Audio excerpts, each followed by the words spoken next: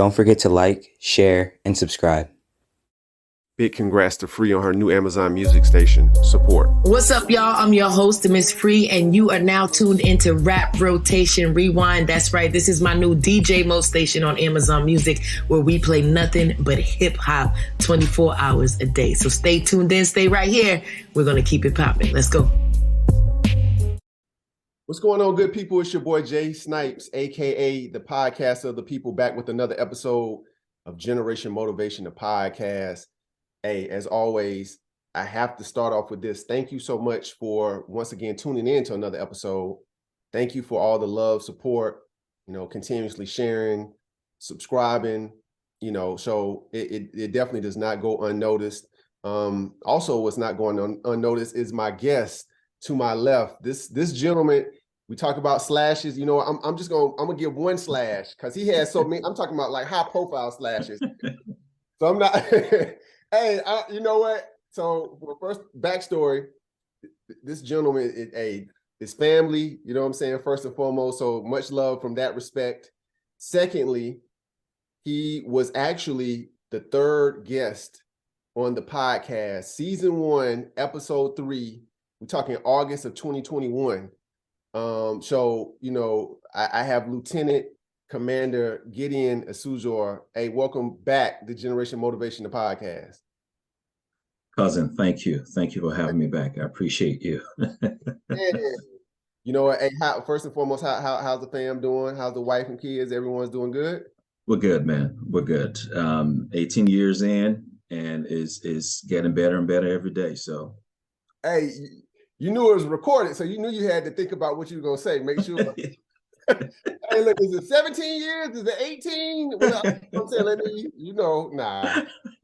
Hey, we'll definitely tell everybody I said hello first and foremost. So no, you got it, brother. You got it. Man. But Gideon. So, like I said, 2021. I guess it was something happening. I guess we'll say it was something major, like a pandemic that was happening at that time. And so that's why I was definitely eager to have you on, to the podcast at that particular time, especially with the climate of, COVID running rampant, just the fear that was associated with it, that unknown space as to, what was taking place. I mean, how are we going to come out of it? Are we going to come out of it?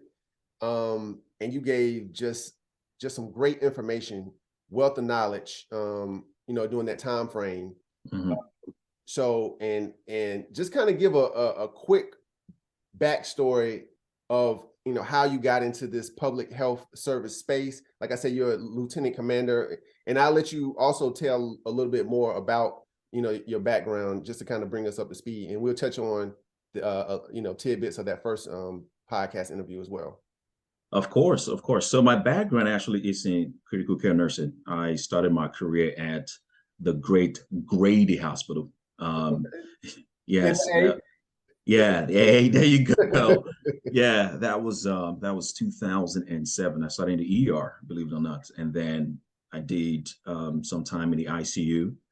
I spent about 2 years in the ICU. That was a great experience for me from a clinical standpoint. And then I made my way to another health institution, Wellstar, Emory.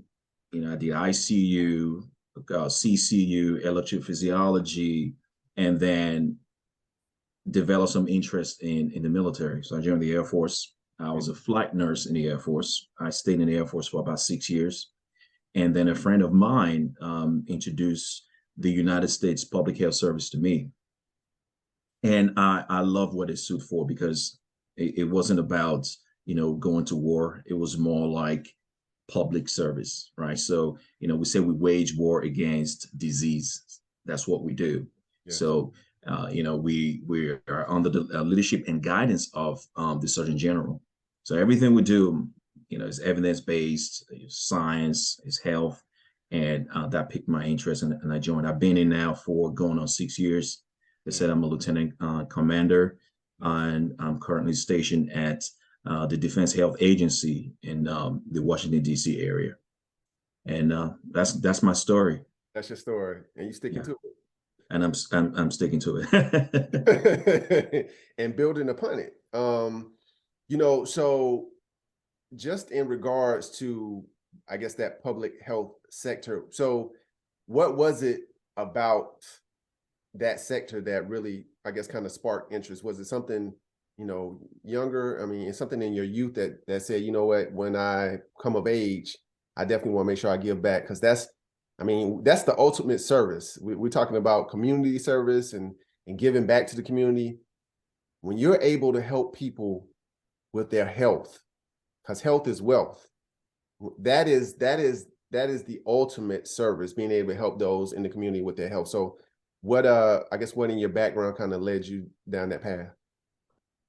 To be honest with you, I don't think I had any choice, because I was actually, I'm originally from Africa, so born and raised.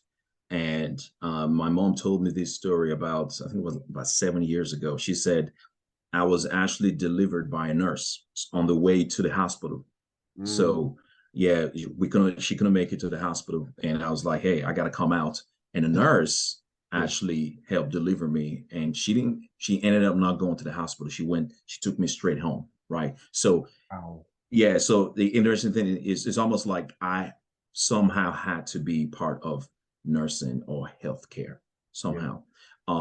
Initially, I wanted to be a pharmacist until I encountered organic chemistry. And I was like, I just couldn't overcome organic chemistry. And so I gave up, and a friend of mine introduced the concept of nursing. It's like, you know what, have you considered being a nurse? It's like, why not? And I'm glad I did. So when it comes to service, to be honest with you, there's nothing I would rather do with my time. I remember one time I was actually deployed to serve in a reservation, Indian reservation. Okay. Zuni tribe in New Mexico. I was there for about 42 days. Okay. This was actually during COVID. And in the reservation, I may have been one of only 5 African Americans, right? And to be in this tribe, serving these people with my knowledge, I'm talking about from 6 months old all the way to a 98-year-old female, taking care of these folks. It was just an amazing thing to do, and they welcomed me with open arms, and I will never forget that. And that was invigorating for me. It was like refreshing, and made me realize why I wanted to be in the public service sector. So there's nothing else I'd rather do. And currently, I'm actually getting my doctorate in nursing practice with a concentration in psychiatric mental health nurse practitioner, because as you know, we just don't have enough men of color in psychiatry. So I thought it is best that, why not me? Because I've always asked that question. No, we don't have enough. We don't have enough. And it's almost like God said, well, why not you? You go ahead and get this degree so you can be a voice for minority population. So services is my middle name. I'll just put it that way. Right, exactly. Yeah, and that's awesome. I said something about slashes, and now he's looking to add a couple more slashes on to him. I'm telling you, hey man, but this brother right here, I mean, just exudes that, that empathy that we need as a society. You know what I'm saying? Like, he's taking on that burden upon himself to be able to get more educated, to be able to help serve others. You know what I'm saying? It's not just for him. Hey man, this is for the community. This is when, when your grandmother doesn't know, what's wrong with her, and she's in the bed somewhere, and like, it's just hopeless. It's people like this right here that are getting this knowledge and this experience to be able to help, treat grandma. You know what I'm saying? And hey, look, it's gonna be okay. It's gonna be all right. I got you. I know exactly what's going on. Let's get you back to health. You know what I'm saying? So it's just a beautiful thing, man. I definitely applaud you, for everything that you're doing, to help serve the community, man. That's and hey, listen, let's not even play around. Thank you for what you do, because you are providing a platform for voices like mine, right? So thank you for what you do, brother. I appreciate you. Oh man, hey, you know what? Just like you found purpose in the health sector, man, I found purpose with this platform. And like you said, just, hey man, be a voice. It Yes, actually says be a voice, not he an does. echo. Be a He voice, not an does. echo. I But yeah, like that. man, that's I the like truth. that. We I all like have that. a platform. It doesn't matter how grand or how small, but just recognizing that you have a platform and using your platform, to the fullest. That's what life is about, man. You know what I'm saying? Being able to give hope and give. Absolutely. So, Absolutely. hey man, let's pick up with this conversation from 2021, Yeah. August 2021. We were talking about COVID. Yeah. You told the story about when you went to Hawaii, and just, man, that was when COVID was just at its peak and just running rampant, and we just really didn't know a lot about it. You were supposed to tell me some high level secrets after, once we got off camera. I'm gonna tell you, hey, look, if anybody's watching this, he did not tell me anything. We did not talk about any. We did not talk about any sealed documents. I'm just joking. No. I Listen. don't want anybody knocking at my door talking about what did he tell you. I am playing.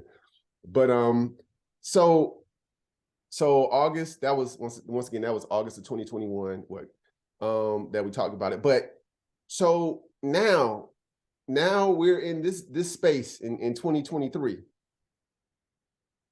How did we get here? Are we feeling good about where we are now as a country, as globally? Are we feeling better, or what do you think? Well, let me start by saying that we need to honor those who lost a loved one. We're talking about over 1 million deaths in the United States, right, related to COVID. So that represents family members, friends, co-workers, neighbors. And so to anyone who was impacted by that, especially fatally, if you lost a loved one, my heart goes out to you. I think let's start there, because that was devastating. There was a lot of fear. Obviously, we know about the misinformation. We weren't sure who to listen to. We weren't sure if to get the vaccine or not. So I just want to start by acknowledging those that lost a loved one. Truly, my heart goes out to you. And so, are we in a good place? Well, I think we are. I think we are. But there are certain things we ought to do in this space, right? I call it the triple R approach. Okay. So remembrance, right? I just mentioned it. Remember those we lost, right? Maybe even if it's not much in the same way we remember 9/11, right? But there ought to be some form of reverence for those who lost their lives, right? And this has nothing to do with politics, right? So, we lost Republicans, we lost Democrats, we lost independents. These are Americans. So I just want to start there. So that's remembrance. And then we need to have respect. Now, that's something I have learned, right? So just to, go back a little bit. So during that time, my background is in critical care, right? And I'm a public health nurse. But the cool thing is, I was also a drug investigator for the FDA, right? So I know a little bit about the unveiling of the vaccine, right? I got it. There was a lot of skepticism. It came out too fast, and is this the right way to go? Is it safe? I have to admit, I got vaccinated. Okay, let's start there. But there are those who were anti-vaccine for different reasons. And it wasn't even white or black. We had African Americans who were a little concerned about it, right? Coming from a historical perspective, because we know, historically speaking, what has happened. So that level of skepticism was there, right? And I respect that. And then you have folks who were like, you know what? I don't know. It's just, I'm not a fan of Dr. Fauci. I'm not a fan of this person. So when I say respect, I'm talking about respect for all voices. That's what I've learned, right? I think the best approach to debate is more debate. I've learned that. Right. They often say words have meaning. So if you have words, you present your case, give me the opportunity to present my counter arguments. And let's think about this for a minute. Right. Instead of condemning and demonizing a group or a person, I've learned, when it comes to science, because science is not exact all the time, right? So I think we need to just have that conversation as a people. That's what I've learned. So that's respect. And the last one is retain. We gotta retain this knowledge. We cannot forget what happened. Who said this? I may be misquoting this person. Said, "He that forgets the past or something is doomed to repeat it." It's something. I think I probably messed that up. I think it was interpretation. Yeah, something like that. It's like, something like those who cannot remember the past are doomed to repeat it. Something like that. Something like that. So I think it's important that we as Americans retain what we learned. And now, what did we learn? Did the mask work? No. Is there empirical evidence for the vaccine and the mask and the spacing? Let's learn all that. After we do the after action reports, what can we learn about what happened, what just happened? Because what happened is significant, right? It is significant. And, when it happened, because I have a COVID baby, so I have a 2-year-old who obviously did not experience it. Now my 8-year-old know exactly about the COVID, right? Because he still wears his mask till today, right? And I let him, right? Yeah, right?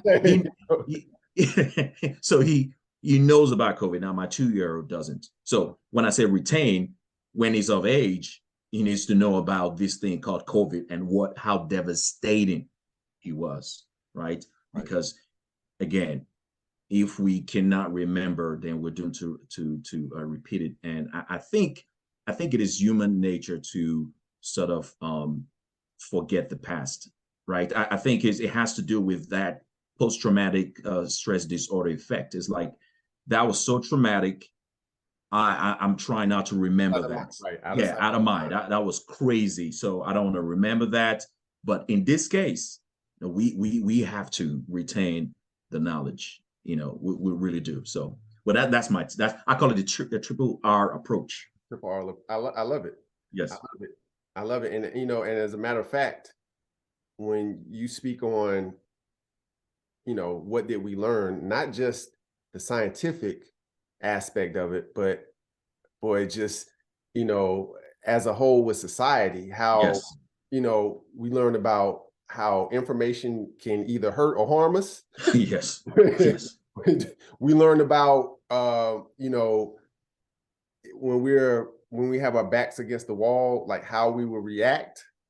When it's the last roll of toilet paper in the grocery store, are we going to fight for it? Are we going to share it? I mean, are we going to price gouge? Are we going, we just learned about, it's definitely something that obviously I will never, ever forget. And if we're ever back in that situation again, I feel as though, I have a point of reference to be able to, make sure I have this in order. Make sure, I'm thinking about this when, XYZ happens. There's a cause and effect to everything. So definitely, I love the triple R, aspect of it, because, we're blessed to be here. But like you said, we have to remember those that lost their lives, during this, traumatic time. And we're here for a reason. So we can't take that for granted, man. We can't. Exactly. Yeah. And let me add to that, for my community, for the minority community, all right, especially as a public health nurse, we have to remember the fact that while we may not be able to control the reemergence of another COVID, God forbid, so we may not have control over that. What we do have control over is ourselves, right? Are you healthy mentally? Are you healthy physically? Because as we know, those who weren't, I won't say they weren't prepared, but let's just say they weren't in the best physical condition. Right. Now, when that COVID hit, it hits hard, right? Yes. And it might turn fatal. So, how are we, educating our community to be healthy, to stay in shape, to drink water, to get rest, to have that resilience, right? Because it comes back to resilience. Because I believe I was, now I never tested positive, but I do believe I was infected. Because when it hit, because I ended up in Hawaii, I think that was either January or February, I think it was March of 2021. So we essentially went to to to Honolulu, Hawaii, to screen folks coming from China. Okay. From Wuhan, China. So talking about directly coming. So we're still learning about the types of mask. Is the N95 or is it's a regular mask? Okay. So, and I remember going there in the second day, I was just sick like a dog. I was just sick. Right. But the funny thing is, they were still working on the testing. Okay. Like the little on time or whatever, just in time testing. Yes. So there was no testing, but I just remember for like a week, just sick. I thought they were going to send me back home, but they didn't. And then, I do what I always do. Make sure I'm getting some rest, I stay hydrated, and just eat right. And I rebounded just after a week, right? Could it be that I was infected? Perhaps. It could be something else. Maybe I was just homesick. The point I'm trying to make, Nick, is I was in good physical health. Right. And so when COVID hit, my body was resilient enough and was able to combat the whatever it was. Right. So I think when I talk about retain the knowledge, what worked for some people, and we know you can never go wrong with being healthy, mentally, physically, spiritually. You can never go wrong with that. So I just wanted to offer that. Yeah. Hey, you can never be too healthy. I've never heard someone say, you know what? Hey, I want you to cut back on being healthy. You just Exactly. I've never heard someone say that. That is so true. And like you said, it's just, hey, it's more than just the physical aspect of it. I mean, just the mental toll. Obviously there were so many people that slipped into states of depression, still there you go, still trying to battle and get reacclimated into society, still fearful of being in large crowds, still, just really trying to, I guess, find themselves, and get back to pre-COVID shape mentally. And you know what's funny about that, Jay, is some people never did, because remember, some people actually, there was some divorces. I heard about some divorces, some of my friends, because now you are at home with this stranger, right, for weeks. At a time. Right. For those who had a solid foundation, I was lucky. I had built something solid with my wife where being home was actually perfect. Like it worked out perfectly, because all the time that was lost where we, just running and doing things and going to work and picking up the kids, it's like, okay, we're home together all day. Yes. And it's like, it was an opportunity to rekindle that relationship. But unfortunately for some, that meant there was an unveiling of what the relationship was all about in the first place. And then some of those marriages did not survive. So did not survive. You're right. I mean, when you're trapped in the house with somebody for a month straight, like, hold on, I didn't know. You must have had your representative in the house instead of exactly. So, but nah, that is so true. It really exposed a lot just in relationships and just, in society in general. So it's a blessing that we are, I dare to say we're on the other side of it, because I really, like you said, we never know if there'll be another reemergence of, it might not be COVID, maybe something else, what I'm saying? Else.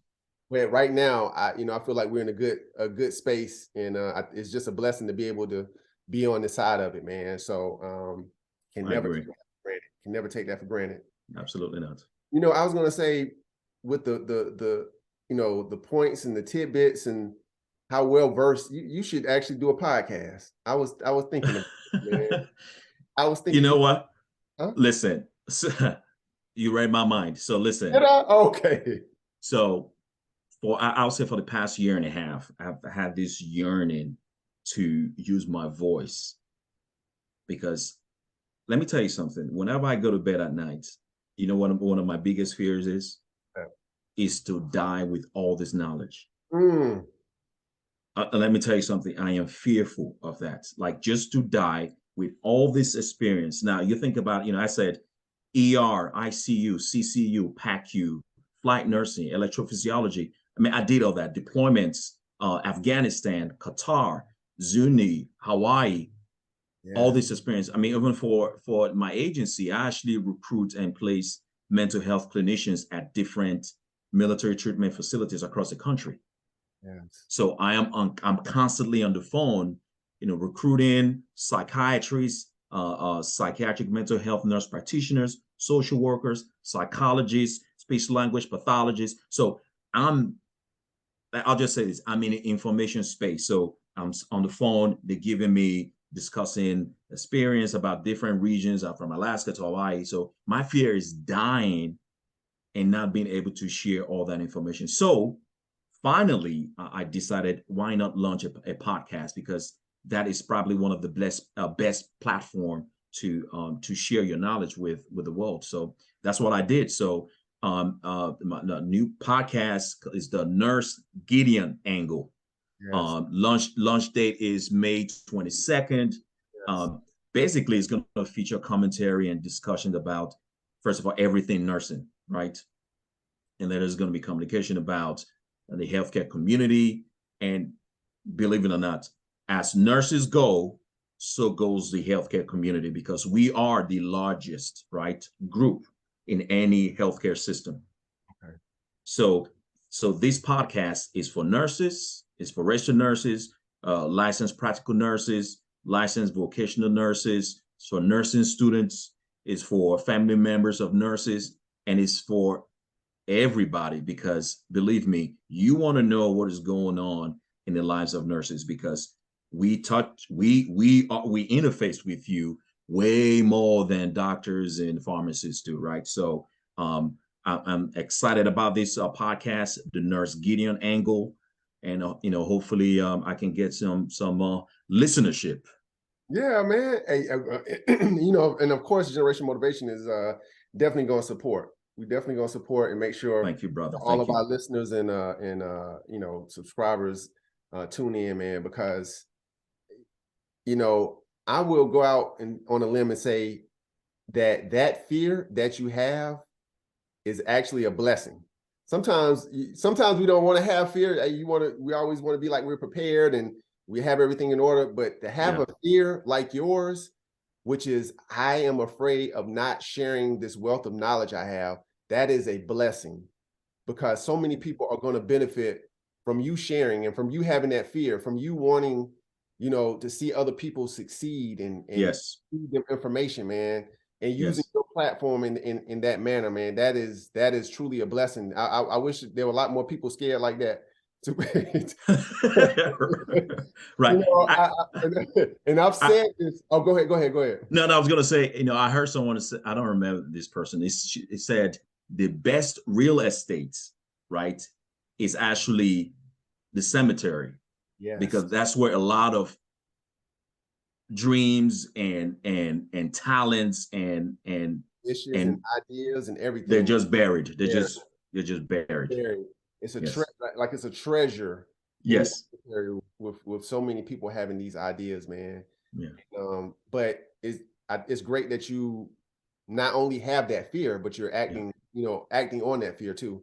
I said this in a prior podcast, man. There are a lot of people that have jewels and gems and this wealth of knowledge, but everyone is not, forthcoming with wanting to share that information. Some people, what I'm saying, for whatever reason, I don't know if it's that they feel as though that they're threatened by giving, sharing this information with others, because they don't want to. Well, knowledge is power. We all know that. Knowledge is power. You know what I'm saying? Regardless of how much money you have, if you have knowledge, you can build and still be successful. It doesn't matter necessarily about, having the riches and having the fame and, the social media influence and all of that stuff, man. Knowledge is key. So I think, there are a lot of people that have a wealth of knowledge, and for whatever reason, they're not as forthcoming. They don't want to necessarily share it with others. They want to keep that information to themselves so they can be more powerful.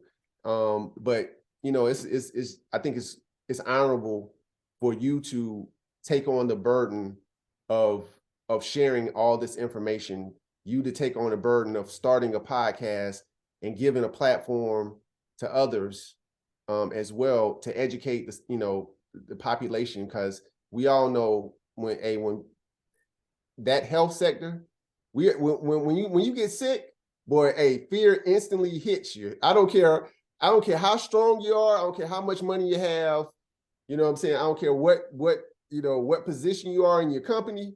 When you get sick and you can't see the other side of that, like, you know, okay, I've been sick for 3 days. Am I ever going to get, you know, better? I'm in the hospital now. What's happening? I think, you know, having a platform such as yours and a podcast is going to help people to understand what nurses go through, man. You don't take your nurse for granted. Don't talk to them any kind of way. You know what I'm saying? They're on 12-hour shifts, man. You know what I'm saying? They've been in rooms with people who have lost their lives. They're consoling loved ones.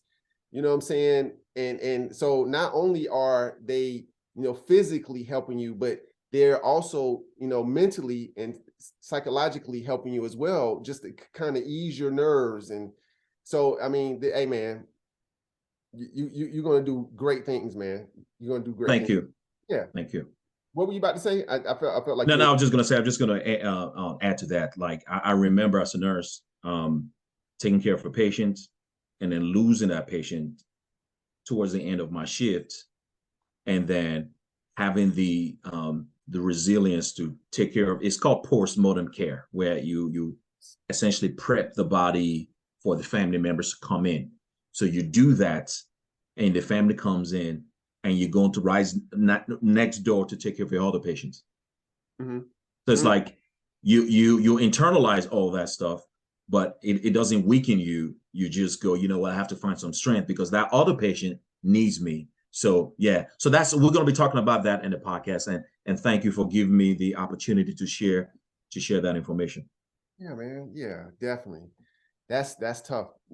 Resilience is definitely key, because, you know, just to lose a person and say, you know, I have to be strong, because, you know, sadly this person is no longer with us, but I can still save this person over here. There you go.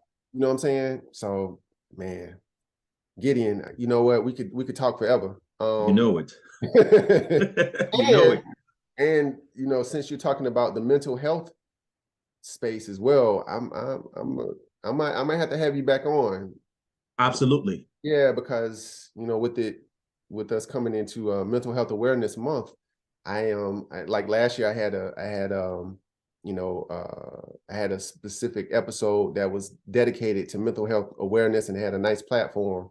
So nice. I would love to. I mean, I know you're busy with your podcast and everything, but if you can make the time, I can back on. I would love to have that. I can absolutely can. So Gideon, what advice would you give to people, you know, looking to maybe get into that healthcare space, public service space?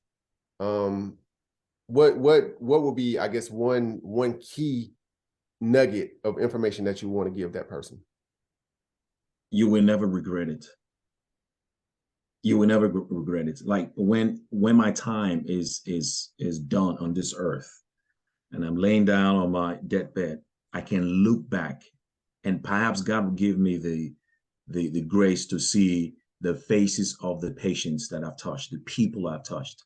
Because let me tell you something, when an African American like myself from Nigeria goes into a reservation with American Indians, right? Native Americans. Yes. And I'm able to look beyond skin color, because they all bleed the same, they hurt the same.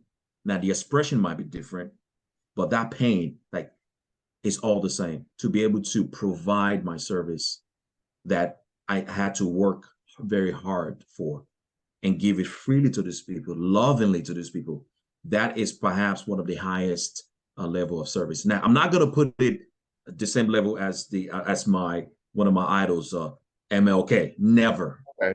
I'm not going to do that. I'm not going to do that. But service, honestly, is where you find yourself.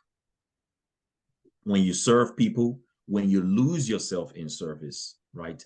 The return, the ROI on that is you're not even ready for it. Yes. You can you will never regret it. We're talking about the financial aspect of that, that aside, just the fulfillment to be able to give back to people, I think is amazing. It's amazing. Yes. Amazing, man. And I normally ask the 2 questions at the end of every podcast episode, but for those of you who follow the podcast since its inception, then you will have heard his answers on season 1, podcast episode number 3. So I am challenging you to go back and listen to season 1, podcast episode number 3. So you can hear what his legacy, what he wants his legacy to be, and how he feels as though he's motivating his generation. But I will ask of one question of you just to kind of sum everything up. Yes. And I'll be honest, I can't specifically remember what your answer was, with the other podcast episode, but when we talk about this level of service and commitment, how do you immerse yourself and lose yourself in this level of commitment? Because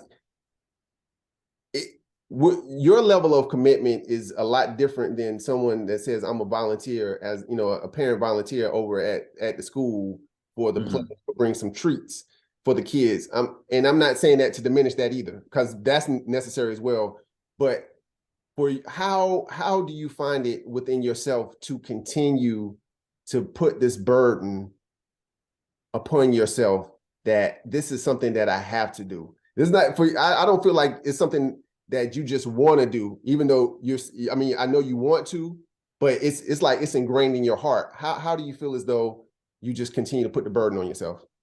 I'll keep it simple. So, my last name is Esuzor. It is not Obama. It is not Trump. It's not Kennedy.